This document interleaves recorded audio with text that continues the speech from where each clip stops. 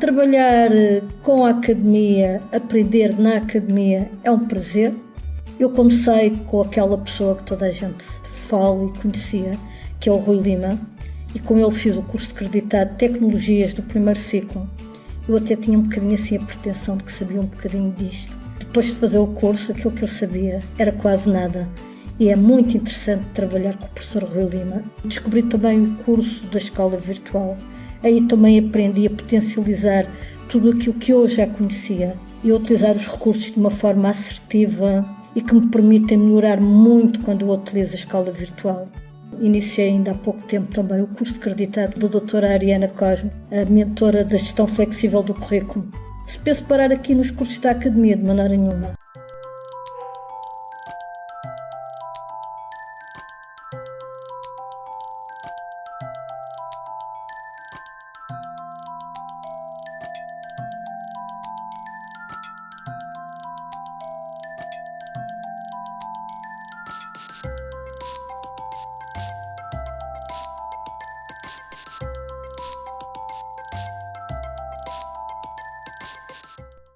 Eu sou a Sandra Duarte Tavares e juntos vamos aprender a escrever e a falar bem, sem erros.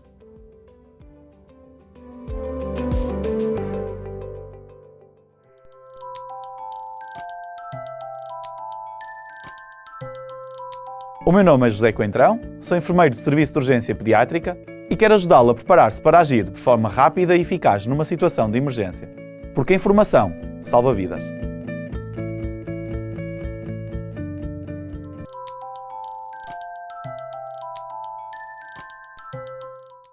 O meu nome é Inês Moura, sou coach vocal e quero convidá-lo a embarcar comigo nesta viagem pela sua voz.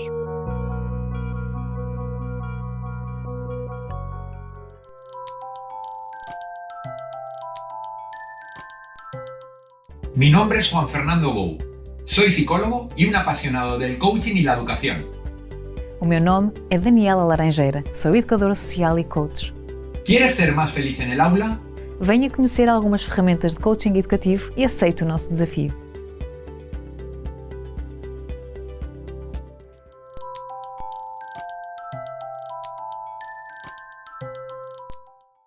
¿Puede la psicología hacer que las personas realmente seamos más felices? Seja mais positivo e aprenda a usar as suas forças no que o faz realmente feliz. Aceite este desafio.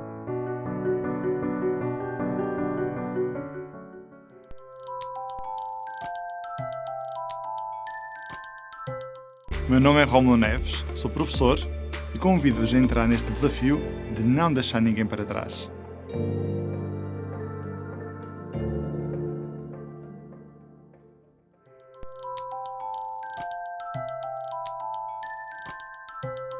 Eu sou Elizabeth Jesus e juntos vamos demonstrar para que serve aprender história.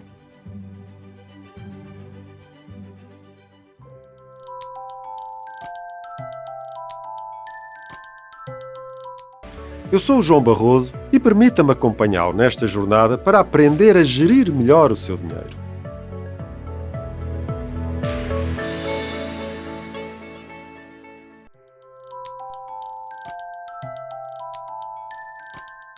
Eu sou a Sofia Almeida Santos e proponho contribuir para um país mais ativo, crítico e inclusivo.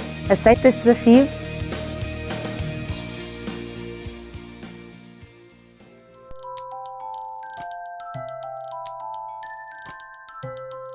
Meu nome é Marco Bento, sou professor e um apaixonado por tecnologia educativa. Ligue-se comigo à nova Sociedade Mobile e ajude os seus alunos a tirar partido deste novo mundo de oportunidades.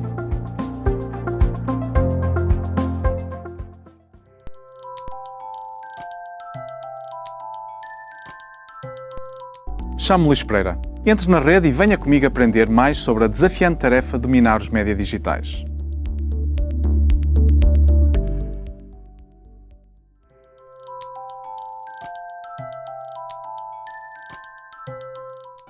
O meu nome é Ariana Cosme e convido-vos a acompanharem-me nesta caminhada que é a gestão flexível do currículo.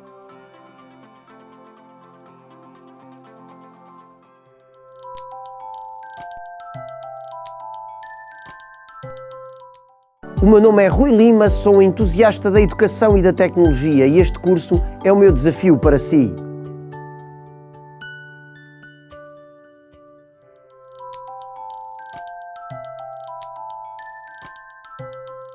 Com este curso não estás sozinho. Nele encontras dicas, métodos e estratégias para que, estudando menos, estudes melhor.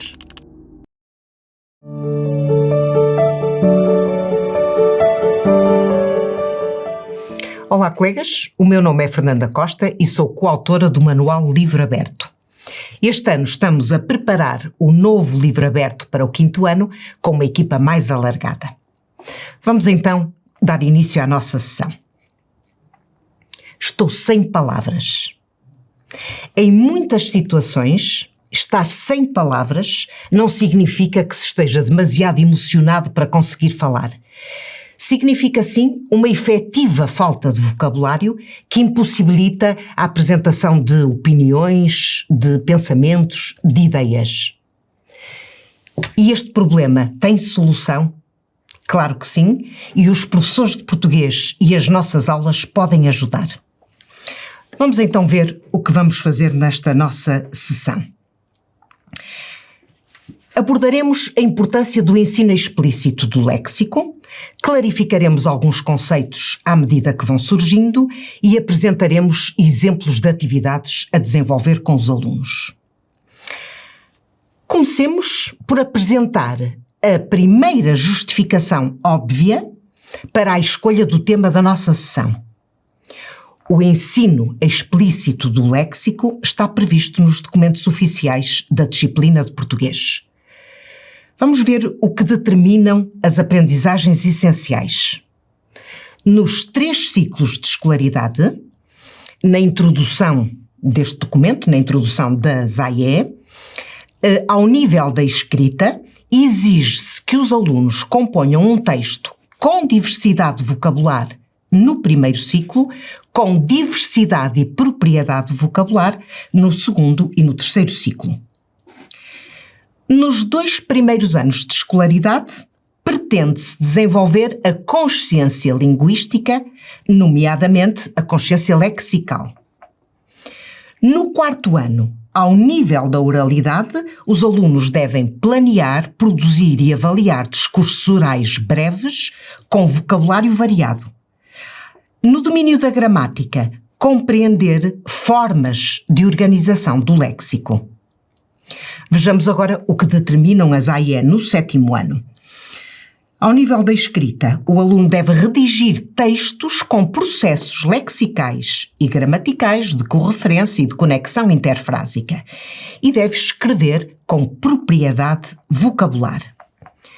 Finalmente, no 8º e no 9º ano, os alunos devem produzir discursos orais e escritos usando vocabulário diversificado.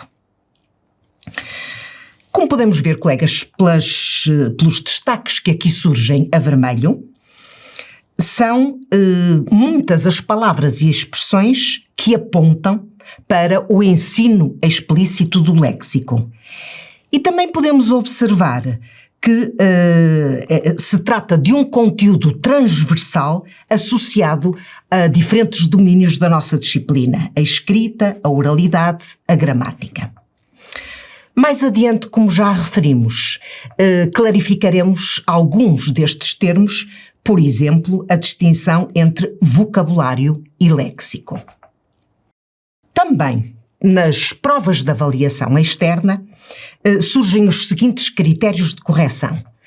Tanto nas provas de aferição como na prova final de 9º ano, surgem os seguintes critérios de correção relativos à resposta extensa no parâmetro tema e pertinência de informação.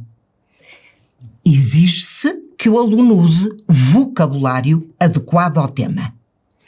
Na prova final de 9º ano, na lista dos erros relativos à correção linguística surge este: impropriedade lexical. Mais adiante também vamos esclarecer este conceito. Em suma, colegas, a leitura dos documentos oficiais confirma a necessidade do ensino explícito do léxico. Mas podemos perguntar: é necessário ensinar palavras novas aos alunos? Eles não as aprendem naturalmente? Na obra A Falar como os Bebés, que está indicada na bibliografia, analisa-se a evolução da aquisição da linguagem referindo as seguintes fases. Até aos 12 meses, em média, o bebé já já produz eficientemente cerca de 10 palavras. Os autores ressalvam que se trata de uma média. Há bebés que antes dos 10 meses já produzem 10 ou mais palavras, enquanto outros não dirão nada antes dos 2 anos. Entre os 12 e os 18 meses, o vocabulário da criança alarga-se para as 50 palavras. Regra geral, aquilo a que se chama explosão do vocabulário dá-se durante o 2º ano de vida e ocorre por fases. Vejamos. A partir dos 2 anos e meio, a criança adquire cerca de 60 novas palavras por semana. Aos 4 anos, o vocabulário alarga-se para aproximadamente 5.000 palavras. E que palavras são estas? Cerca de metade são nomes, porque são os nomes que têm maior capacidade de referir diretamente a objetos do mundo. As restantes palavras também são maioritariamente palavras que denotam situações concretas. Por exemplo, verbos como dormir, ir, comer, brincar. Alguns adjetivos, grande, feio, lindo, fofinho, mau. E alguns advérbios, depressa, bem, mais, muito. Ficam de fora as palavras com funções meramente gramaticais, como, por exemplo, as conjunções, as preposições ou os determinantes. É também nesta fase da explosão do vocabulário que as crianças começam a combinar palavras, formando as primeiras frases simples, tipicamente compostas por 2 vocábulos e que implicam já algumas noções relativas à ordem e à combinação das palavras na frase. Por exemplo, dá, papa, banho, mau. Ou seja, isto significa que as crianças detêm um conhecimento implícito da gramática, um saber inato, anterior a qualquer contacto com a escola. Os autores desta obra afirmam também o seguinte: os erros das crianças revelam conhecimento da gramática. Ou seja, os autores defendem que a aprendizagem de palavras, de frases, não se faz exclusivamente por imitação da fala dos adultos. A análise de alguns dos erros que as crianças cometem revela a aplicação de algumas noções gramaticais, ainda que, obviamente, de forma inconsciente. Vamos ver 2 exemplos retirados desta obra. Eu fazia em vez de eu fiz. Eu di em vez de eu dei. Reparem, colegas, eu fazia, eu di. Por estes exemplos vemos que as crianças não estão, neste caso, a imitar a fala dos adultos. O que as crianças estão aqui a fazer é aplicar a conjugação dos verbos regulares aos verbos irregulares. Como vemos neste quadro, nos verbos regulares em todas as conjugações, no pretérito perfeito, a marca da primeira pessoa é I. Eu amei, eu bebi, eu dormi. Portanto, dizem as crianças, eu fazia, eu di. Ou seja, as crianças estão aqui a usar a marca do pretérito perfeito das conjugações regulares. O que elas, as crianças, ainda não foram capazes de fazer foi de identificarem os verbos fazer e dar como irregulares, constituindo, portanto, exceções que têm de ser aprendidas de forma explícita e memorizadas. E voltamos às perguntas colocadas anteriormente. É necessário ensinar palavras novas aos alunos? Eles não as aprendem naturalmente? Já vimos que há aspectos do conhecimento linguístico que são inatos, mas grande parte da aquisição e do desenvolvimento vocabular é condicionada pelo contexto social. Inês Duarte refere estes aspectos. Fatores socioeconómicos, por exemplo, o grau de escolarização dos pais, a existência de livros, jornais, revistas, etc. em casa, conhecimento prévio sobre o mundo, adquirido através das interações com os adultos e através do acesso a manifestações culturais, e variedade linguística de origem, sendo muito importante o domínio do português padrão. Mas atenção, quando se fala do contexto social como um fator condicionante, o que está de facto em causa é o grau de estímulo proporcionado às crianças.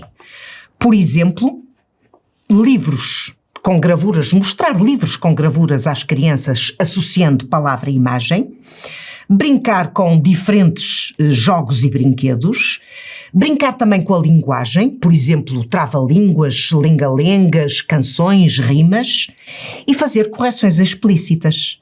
A criança diz, eu fazia, nós corrigimos, eu fiz. Tudo isto contribui para o enriquecimento do vocabulário da criança. Ora bem, vimos a importância do contexto social e do grau de estímulo proporcionado às crianças. Mas qual é então o papel da escola? No início da escolaridade, cada criança tem um determinado capital lexical. Aproveitemos para esclarecer este conceito. Capital lexical é o conjunto organizado de palavras que conhecemos e usamos. Fruto do contexto social, as crianças chegam com capitais lexicais muito diferentes. Uma criança com baixo capital lexical terá maiores dificuldades na leitura, na escrita e na oralidade e, consequentemente, uma maior probabilidade de insucesso escolar. E é por isso que é tão importante o papel da escola na compensação destes déficits. Então vejamos. Ao ensinar explicitamente o léxico, a escola ajuda a colmatar as limitações do capital lexical de partida e desenvolve a consciência lexical dos alunos. É agora o momento de explicitarmos, esclarecermos outros conceitos. A distinção entre léxico e vocabulário.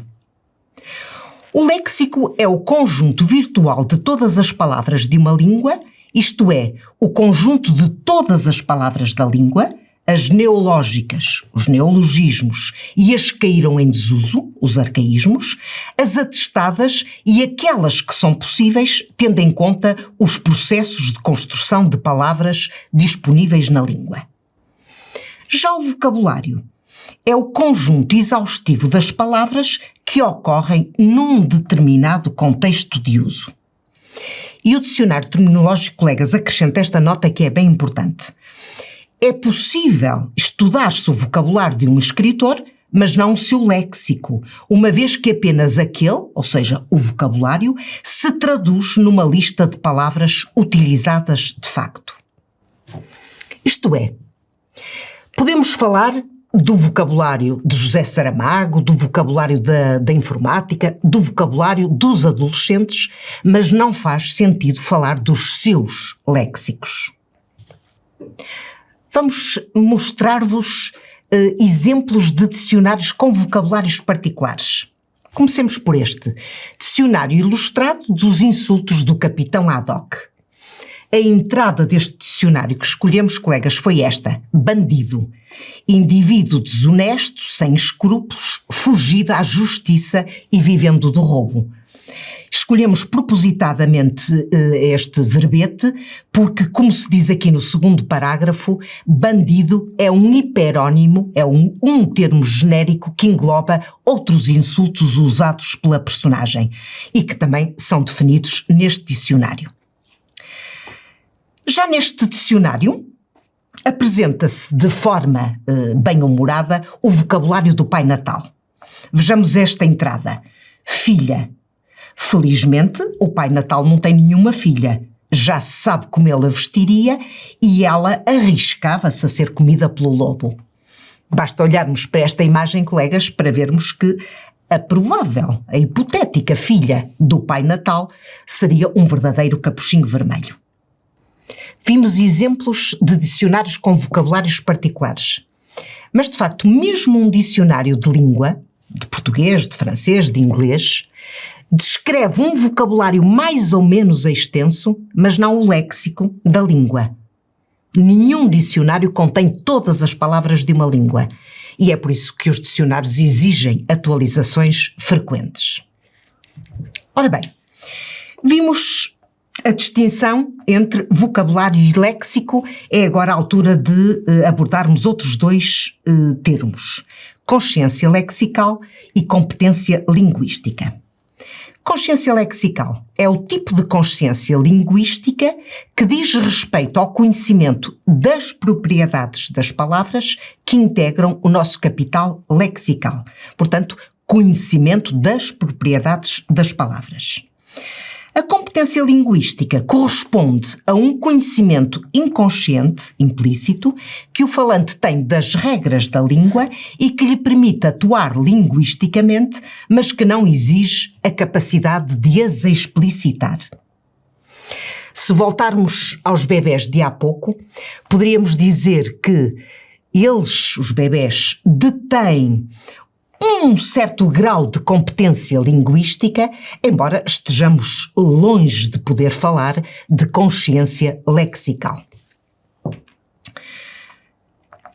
Vamos recordar, colegas, este slide sobre o papel da escola. Colmatar as limitações do capital lexical de partida e desenvolver a consciência lexical. E vamos também recordar aquilo que surge como um erro listado nas provas de avaliação externa, os erros de impropriedade lexical. Vejamos quais são os principais erros de impropriedade lexical. Repetição desnecessária de palavras ou expressões, palavras ou expressões informais em situações formais, palavras com baixa densidade semântica, redundâncias e falta de precisão na escolha das palavras. E estes erros, colegas, não ocorrem apenas na escrita. Vamos ver. O homem a quem parece que aconteceu não sei quê. Meu amigo, isto que aconteceu foi muito simples, meu amigo. O que aconteceu é que eu chego aqui e sou logo confrontado com certas e determinadas situações. E eu digo, então mas como é que é? E os gajos, e tal. E eu, e tal não. E tal não. Este sketch ilustra bem alguns dos erros de impropriedade lexical de que já falamos. Por exemplo, palavras ou expressões informais em situações formais. Reparem, parte-se do princípio que este homem está a ser entrevistado, mas ele diz os gajos. Redundâncias, certas e determinadas situações. Falta de precisão na escolha de palavras. E tal. Aliás, com rigor, este é o principal erro de impropriedade lexical que vemos aqui neste vídeo, porque se pensarmos bem, no final nós ficamos sem saber de que é que o homem está a falar. É agora o momento, então, colegas, de referirmos algumas estratégias que podemos usar nas nossas aulas para que a escola cumpra o seu papel. Enriquecer o capital lexical dos alunos e desenvolver a sua consciência lexical. Inês Duarte lista um conjunto de estratégias que sistematizamos agora aqui. Primeira estratégia: encorajar e apoiar a leitura de muitos textos de vários tipos. Tanto textos simples, que não oferecem problemas de compreensão, como textos mais complexos do ponto de vista da estrutura e do ponto de vista vocabular. A Inês Duarte refere uma atividade que nós todos conhecemos muito bem porque é uma das exigências das aprendizagens essenciais. A existência de um projeto individual de leitura que passa pela apresentação dos livros lidos à turma. Outra estratégia: expor as crianças a input oral de grande qualidade. Ou seja, fazê-las ouvir textos que apresentem a complexidade sintática e vocabular típicas do português escrito. Por exemplo, audiolivros de qualidade, peças de teatro gravadas ou ao vivo, dramatizações que tenham por base textos com estruturas e vocabulário, típicos da escrita, leitura de livros pelo professor, discurso de qualidade do professor. Terceira estratégia: promover a consciência lexical. Inês Duarte defende que, com os alunos mais jovens, a melhor forma de desenvolver a sua consciência lexical é através de atividades e jogos aparentemente apenas lúdicos, mas que de facto obrigam as crianças a concentrarem-se na forma fónica e gráfica das palavras, na sua estrutura interna e no seu significado. Alguns exemplos que Inês Duarte apresenta.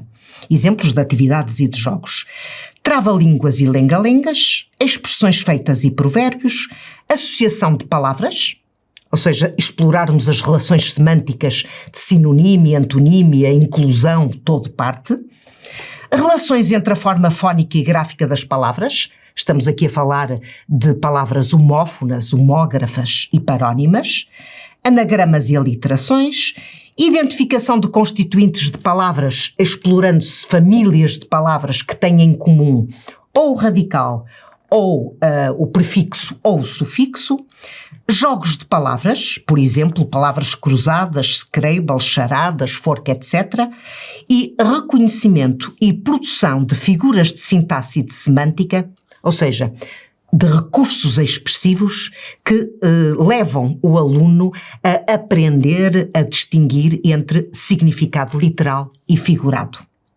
Mais adiante, colegas, vamos mostrar vários exemplos destas atividades e jogos. Outra estratégia é ensinar explicitamente novas palavras. Por exemplo, através de atividades de pré-leitura, em que se exploram palavras que depois estarão relacionadas com o texto que vai ser lido.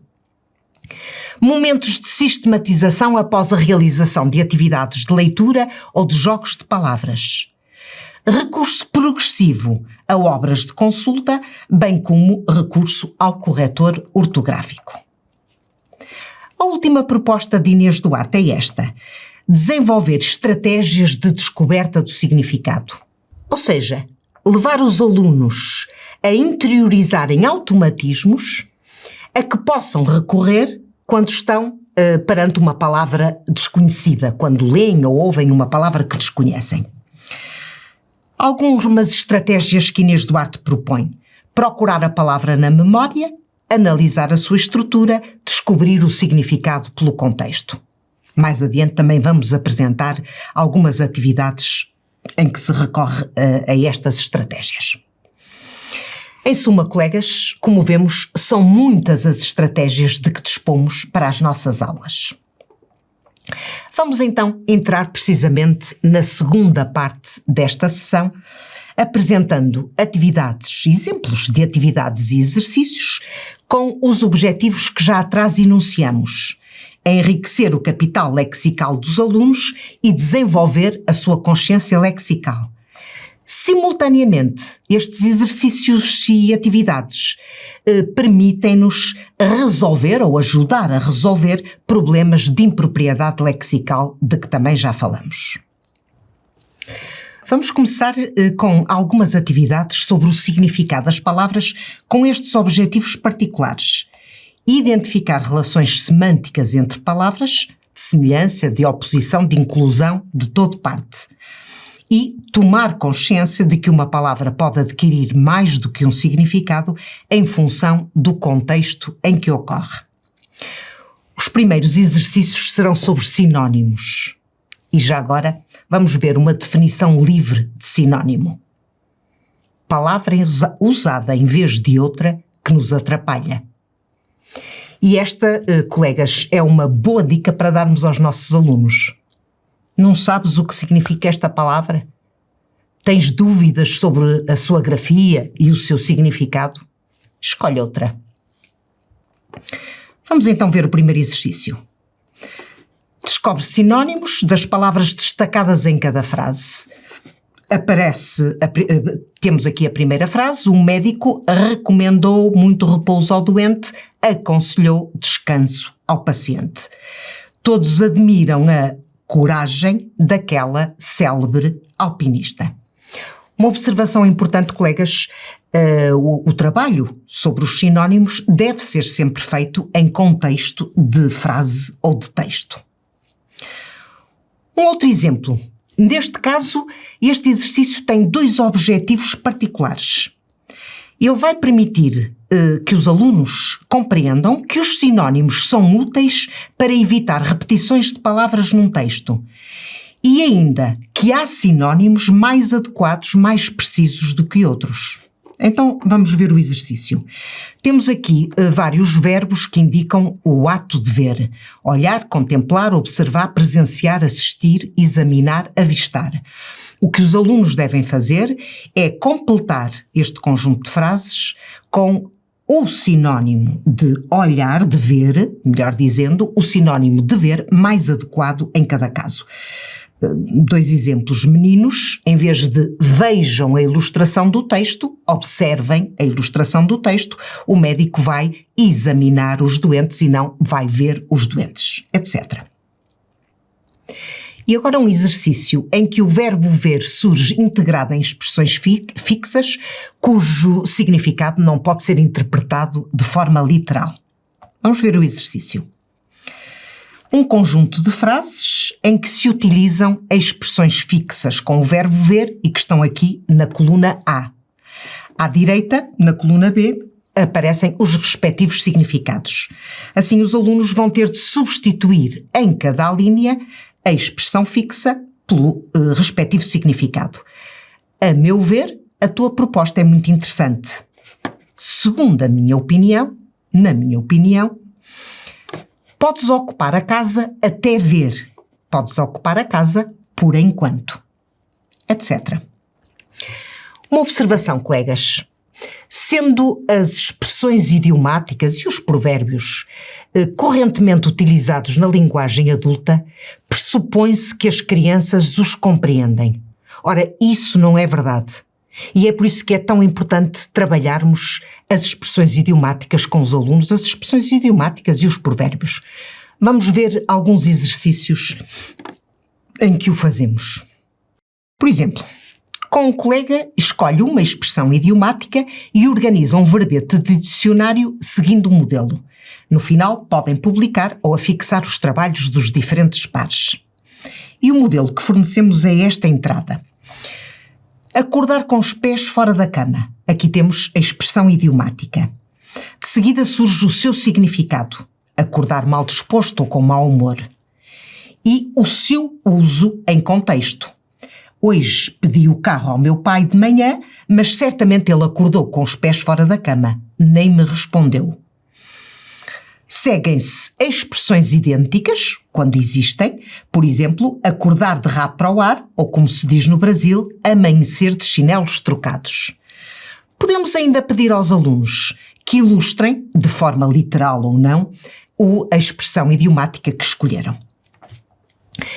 Estes exercícios com expressões idiomáticas e provérbios, colegas, são particularmente importantes para os alunos, os muitos alunos estrangeiros que temos nas nossas salas de aula. Vamos ver agora um sketch também do Gato Fedorento. Vamos ver, aliás, só um excerto. Os colegas depois, no PowerPoint que vão receber, poderão ver na íntegra este sketch. Mas aqui, neste exercício, o que pretendemos é que os alunos, à medida que vão ouvindo, vão registando palavras ou expressões sinónimas, o maior número possível de que forem capazes. Vamos ver, então, o sketch. E a partir deste momento, um pouco de parvoíce em torno de sinónimos. Professor Alcibiades Meireles, fale-nos da sua mais recente descoberta. Ora bem, isso foi uma descoberta que eu fiz... Fez ou efetuou? Tem razão, efetuei. Eu faço confusão porque tenho feito muitas descobertas, mas esta de facto foi efetuada. Foi uma descoberta que eu efetuei e que parece-me... Parece-lhe ou dá-lhe a sensação? Não, parece-me. Parece-me que é uma descoberta importante, na medida em que permite... Permite ou possibilita? Olha, ainda bem que me faz essa pergunta, porque nem uma coisa nem outra. É uma descoberta que torna possível, assim é que é. Os alunos mais atentos e mais rápidos a fazer registros provavelmente chegarão a esta lista de sinónimos. Fez, efetuou, parece-lhe, dá-lhe a sensação, permite, possibilita, torna possível, preciso, exato, entrevista, conversa amena. Colocamos entre parênteses retos este par, por uma razão. De facto, a entrevista e conversa amena não são sinónimos, ainda que uma entrevista possa ser uma conversa amena. Conversa amena é sinónimo de cavaqueira, provavelmente uma palavra nova para os alunos. E etc. Aparecem aqui mais alguns pares de sinónimos. Este exercício incide sobre antónimos graduáveis ou escalares. Fornecemos aos alunos 2 adjetivos antónimos, quente e frio. O que os alunos vão ter de fazer é preencher uma escala, com diferentes graus de frio e de quente. Então reparem, muito frio, por exemplo, gelado, gélido, glacial. Nem quente, nem frio, morno, tépido. Muito quente, podemos ter tórrido, escaldante, abrasador, ardente. Podem ser feitos outros exercícios com palavras que admitem diferentes graus. Em suma, colegas, é necessário variar as palavras, escolhê-las bem, ser mais preciso no seu uso. Uma das marcas de um discurso pobre é o uso e abuso de palavras com baixa densidade semântica. Uma delas é a palavra coisa, que se usa para tudo e mais alguma coisa. Cá está, coisa. Vamos então ver um exercício de precisão vocabular a propósito da palavra coisa. Os alunos vão então, nestas alíneas, substituir coisa ou coisas por termos mais precisos. Vejamos, na reunião com o diretor de turma discutimos vários assuntos, temas. No João, há uma coisa, isto é, um aspecto, uma característica que me agrada. A inveja é um sentimento negativo.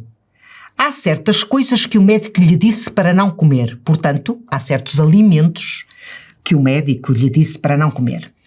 Ela revelou uma coisa que escondeu. Ela revelou um segredo. Há muitas outras palavras com baixa densidade semântica de que os alunos usam e abusam. Dizer é uma delas. Então, nos diálogos, ele disse, ela disse. Fazer. Adjetivos como grande, bom e bonito. E é por isso, colegas, que é tão importante fornecermos aos alunos listas de vocabulário a que eles possam recorrer quando estão a escrever um texto ou quando estão a preparar a apresentação, uma apresentação oral. É por isso também que no livro aberto do 5º e do 6º ano nós integramos o mercado das palavras. Um dos erros de impropriedade lexical que os alunos cometem frequentemente, tanto na oralidade como na escrita, é o uso de palavras ou expressões informais em situações formais. Vamos ver 2 exercícios para ajudar a resolver este problema. Quando escreves uma mensagem a um amigo ou conversas com ele, por vezes utilizas uma linguagem informal, mas há situações em que é necessário usar um registro formal. Então o que é que se pede aos alunos? Fornecemos 3 balões com falas que contêm palavras e expressões informais. Numa primeira fase, os alunos vão identificar essas palavras e expressões. Então vejamos. Não gramo filmes de terror. Passo-me quando vejo algumas cenas. Temos aqui gramo, passo-me. Comecei a ver um filme que era uma seca. Tinha bué de falas maradas. Era uma seca, bué, maradas. No fim da conversa com o Rui, percebi que tinha estado a falar para o boneco. Numa segunda fase, os alunos vão reescrever estas falas, mas num registro formal. Vamos só ver a proposta de solução da primeira, ou de reescrita da primeira fala. Não aprecio filmes de terror, fico perturbado quando vejo algumas cenas. Neste outro exercício, o que pretendemos é que os alunos compreendam que há sinónimos que não podem ser comutáveis, não são comutáveis, senão dentro do mesmo registro de língua. Vamos ver. Temos aqui vários sinónimos de aborrecido. Enfadonho, carraça, melga, maçador, entediante, chato, fastidioso.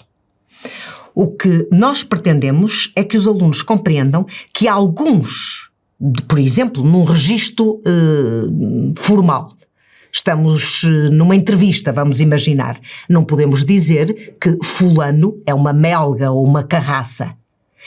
O que é que então queremos que os alunos façam?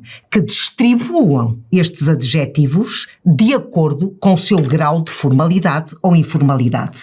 E então, aqui temos, num registro totalmente informal, podemos usar carraça e melga, num registro informal, chato, formal, aborrecido e maçador, e enfadonho, entediante, fastidioso, claramente num registro mais formal.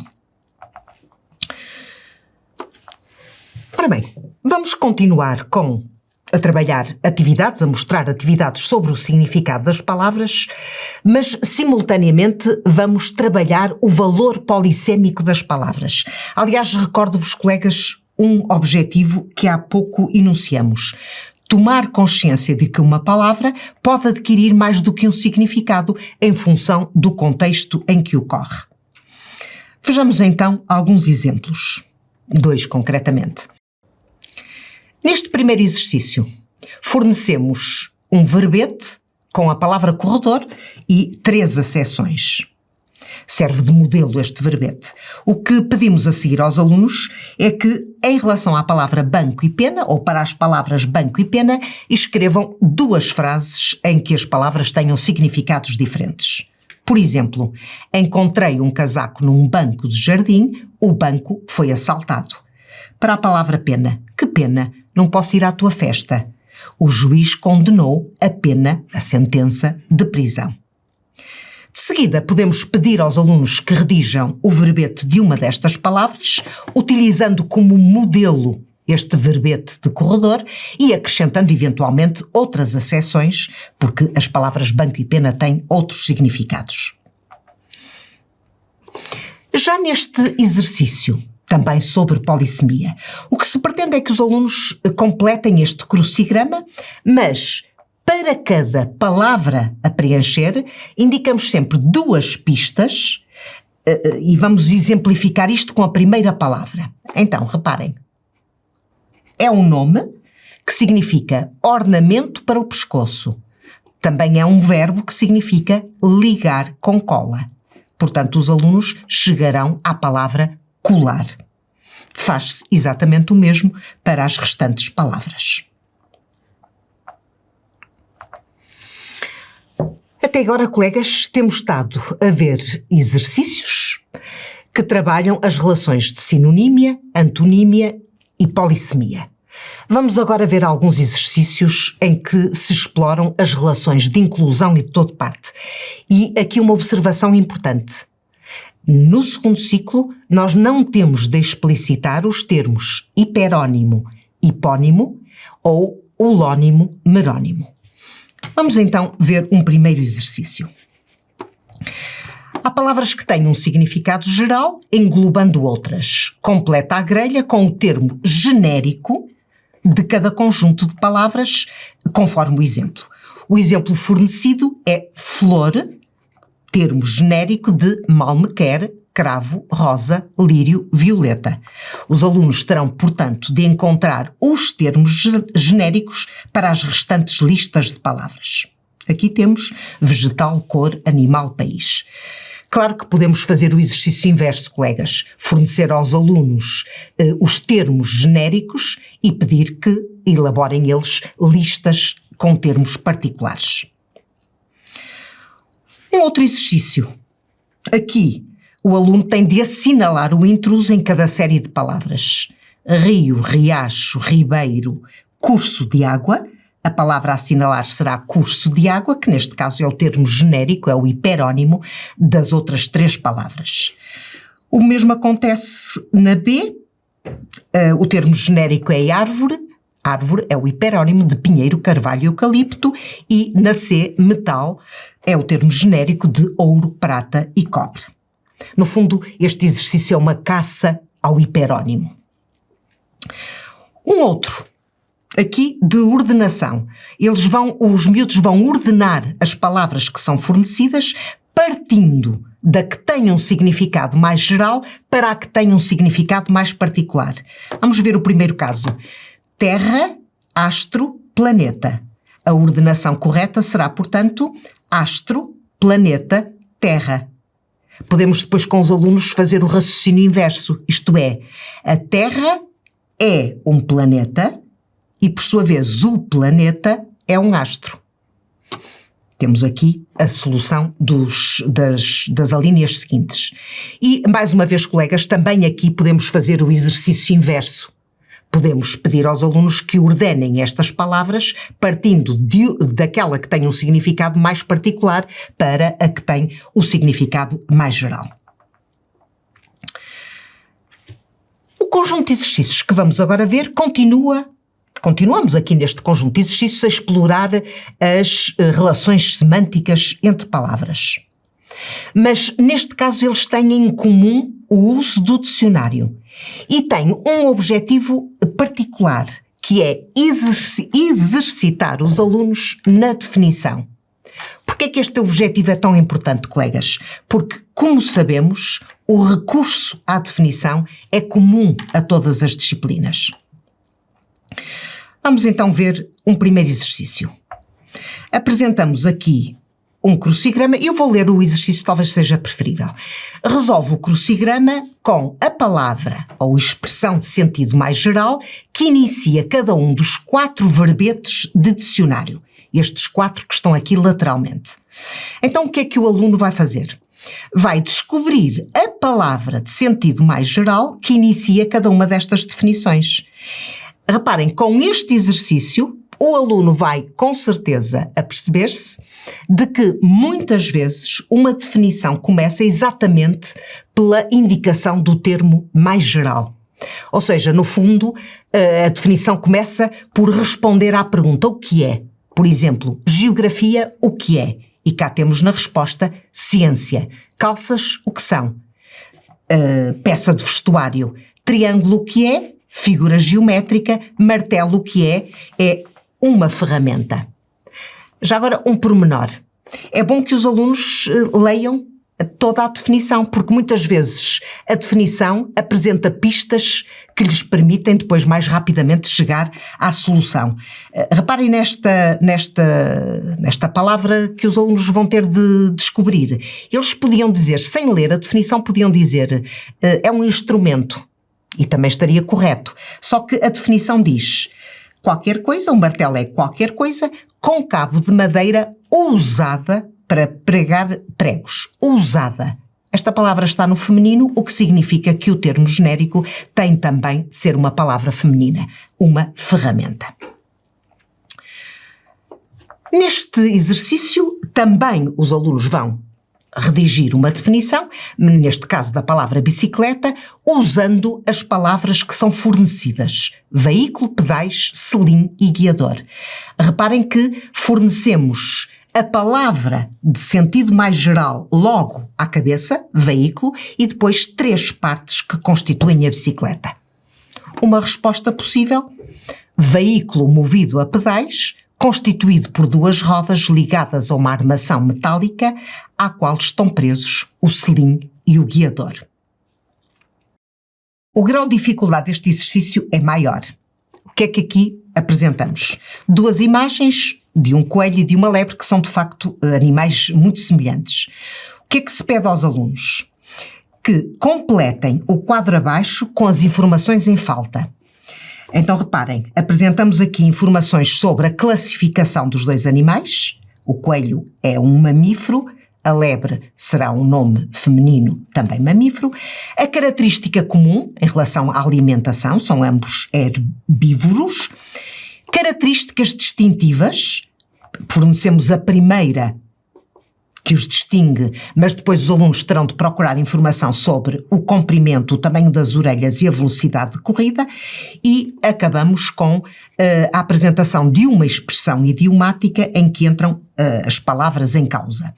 Tirar um coelho da cartola, os alunos têm de explorar, identificar o seu significado, e comer gato por lebre, a propósito da palavra lebre. A seguir, os alunos vão redigir o verbete de dicionário de cada nome, do coelho e da lebre, incluindo a informação mais importante e a respectiva expressão idiomática. Temos aqui uma resposta possível.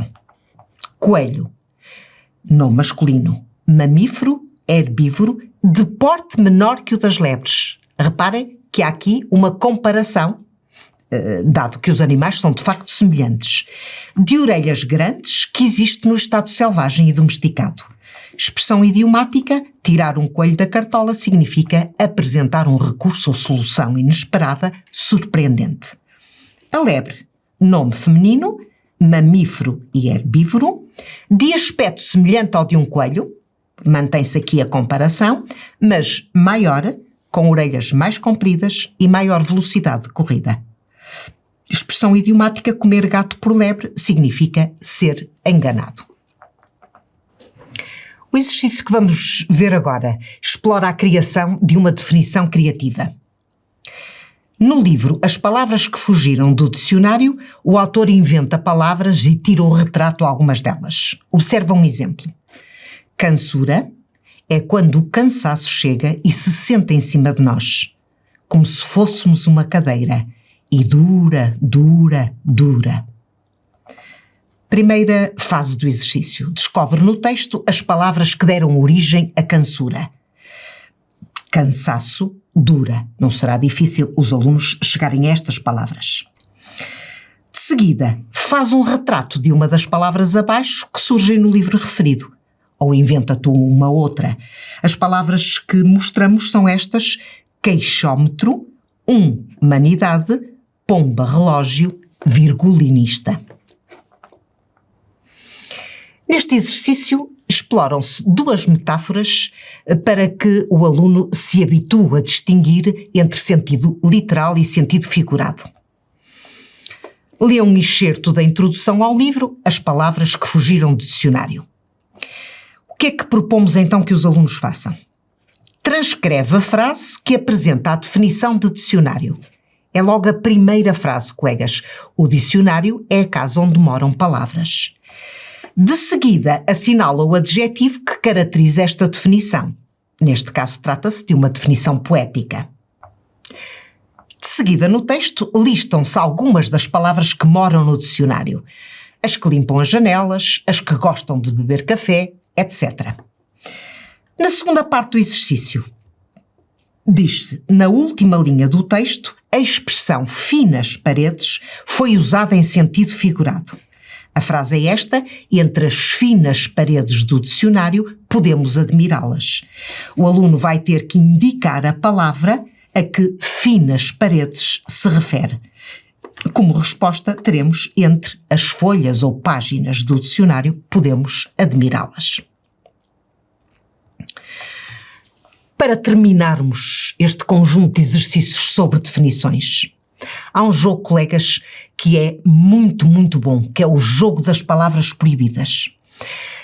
Vão receber com a documentação o jogo e lá vão encontrar também as regras. Mas, assim, de uma forma sucinta, as regras são estas. Divide-se a turma em equipas, por exemplo, cada fila é uma equipa. Um aluno de uma das equipas vem ao quadro, nessa altura fornece-se aos alunos uma das cartas e o aluno o que é que vai ter de fazer? Vai ter de dar a adivinhar aos colegas a palavra destacada, neste caso será a palavra triciclo, mas está proibido de usar as 5 palavras que aqui estão enumeradas. Não pode usar estas palavras proibidas nem palavras da mesma família. Há uma dica muito importante que é preciso dar aos alunos, colegas. Podemos, por exemplo, escrever no quadro um conjunto de perguntas que orientarão os alunos no momento de pensarem na definição que vão fazer. Que palavras, ou melhor, que frases poderão ser essas? Por exemplo, o que é, que forma tem, para que serve, onde pode ser encontrado. Não é obrigatório que o aluno responda a todas estas perguntas. Às vezes basta responder a uma ou duas perguntas para que a turma adivinhe a palavra em causa, mas são perguntas de orientação. Outra dica importante a dar aos alunos, ou se quisermos, outra informação importante a fornecer aos alunos é um conjunto de palavras e expressões que são usadas para fazer definições. Palavras como é, significa, quer dizer, refere-se a, consiste em, trata-se de. Vamos dar um exemplo de uma definição que um aluno poderia dizer, recordo-vos, sem usar estas 5 palavras, nem palavras da mesma família. Então vejamos, é um meio de locomoção que se oferece aos mais pequeninos. Reparem, meio de locomoção, não usamos a palavra veículo e também não usamos a palavra criança. Não há o perigo de os meninos ou meninas, crianças,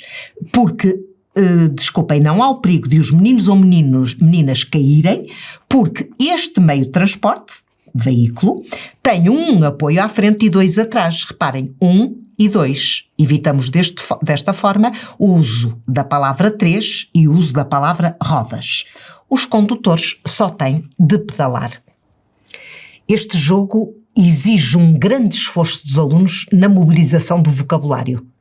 E já agora, colegas, por experiência própria, digo-vos, este é mesmo um excelente jogo. Avançamos. Recordo-vos aquilo que Inês Duarte disse há pouco.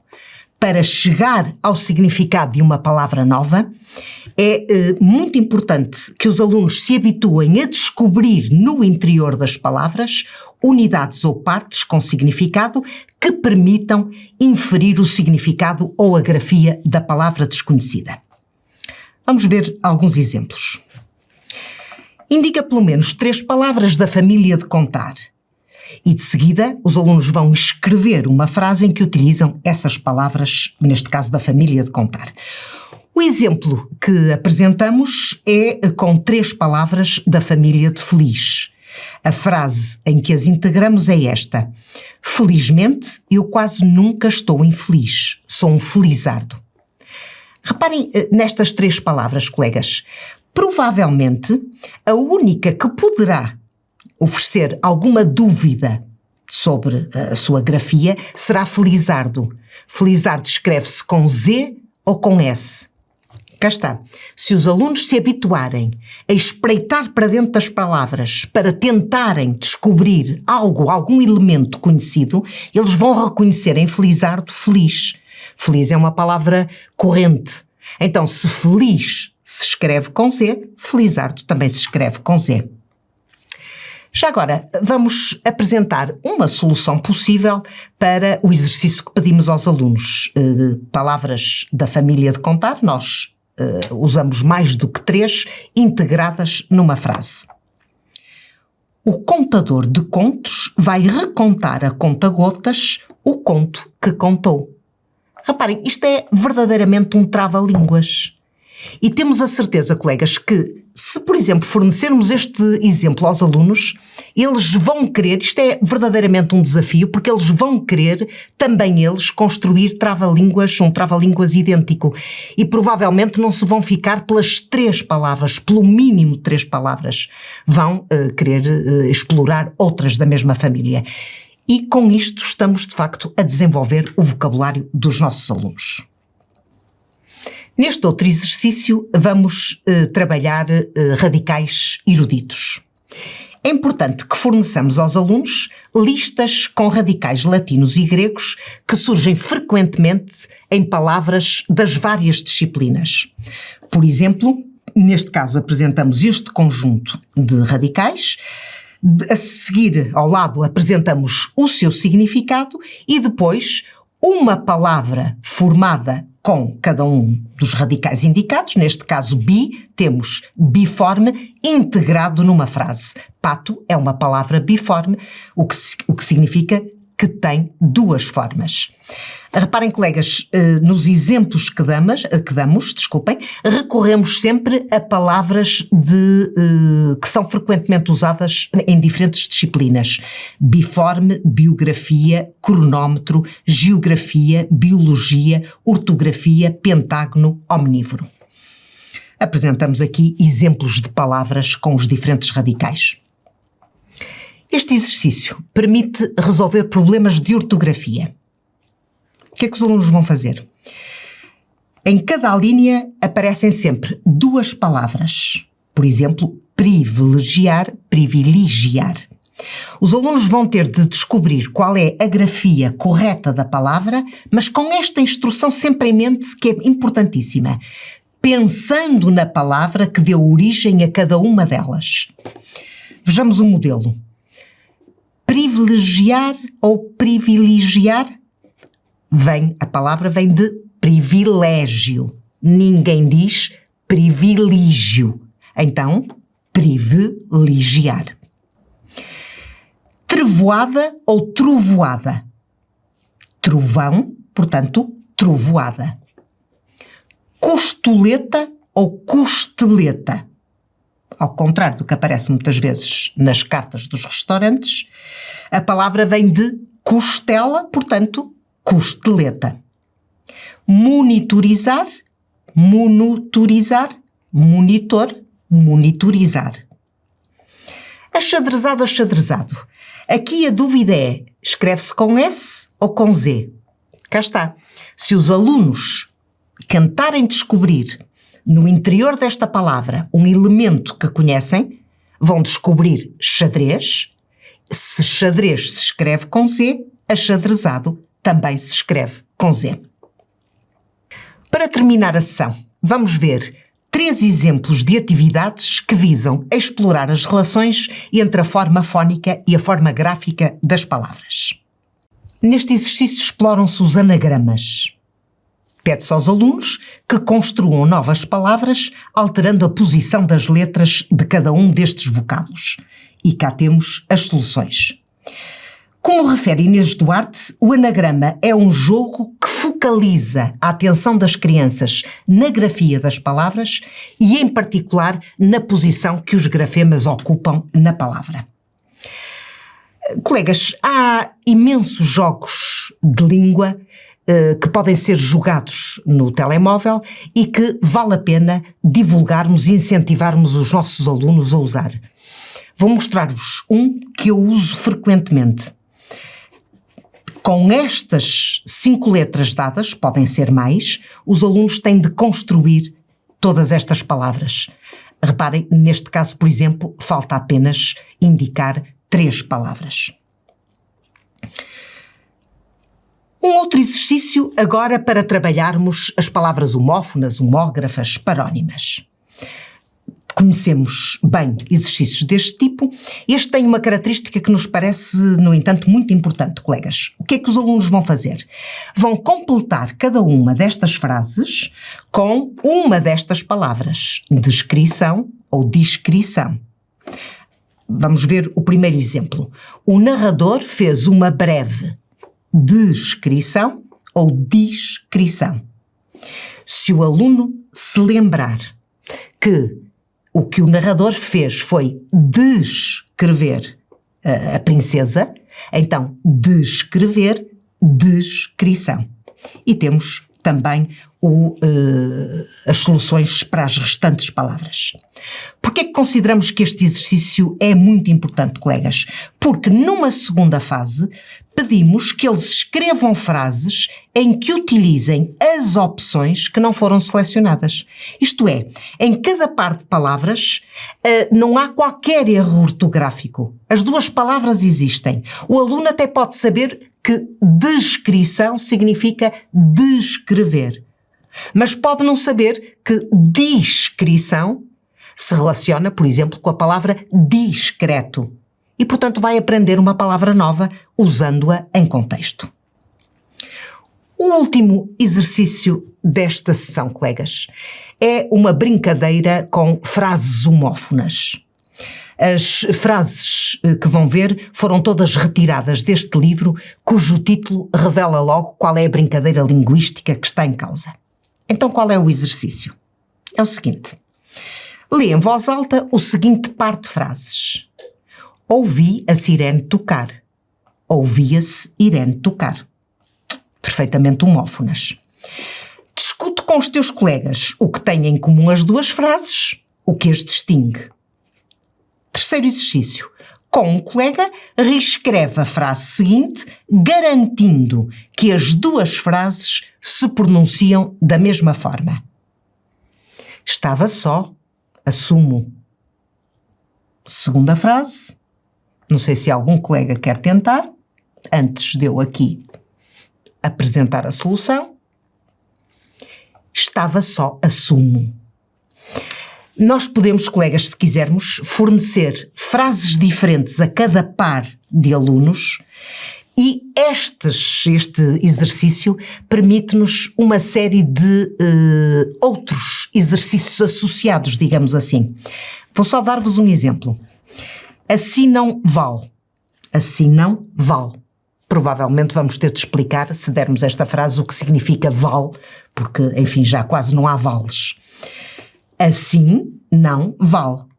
Reparem nisto. Assim não, A-M. Temos aqui um ditongo nasal que se escreve A-M e na frase ao lado o mesmo ditongo nasal que se escreve A-O-til. Portanto, duas representações para o mesmo ditongo. Aliás, acontece exatamente o mesmo na penúltima frase. Ouçam isto, ouçam aquilo. Ou são isto, ou são aquilo. E cá temos ouçam, A-M, são, do verbo ser, A-O-til. Vamos ver exemplos de outros conteúdos gramaticais que podem ser explorados a propósito destas frases. Estava só, assumo. Temos aqui uma frase complexa, constituída por duas formas verbais. Estava só, assumo. Temos aqui uma frase simples. Este só. Estava só. Estava sozinho. Portanto, só pertence à classe dos adjetivos. Estava só, assumo. Só, somente, apenas. Só, neste caso, é um advérbio. Terminamos esta nossa sessão, colegas, e queremos deixar-vos uma nota de humor. Ambrósio, para onde vais assim tão lesto, circunspecto e assaz atribulado? Eu ia à cozinha, mas agora acho que vou procurar um dicionário. E ficamos por aqui, colegas. Esperamos que experimentem algumas destas atividades nas vossas aulas, até porque brevemente vão receber estes materiais. Muito obrigada e até breve.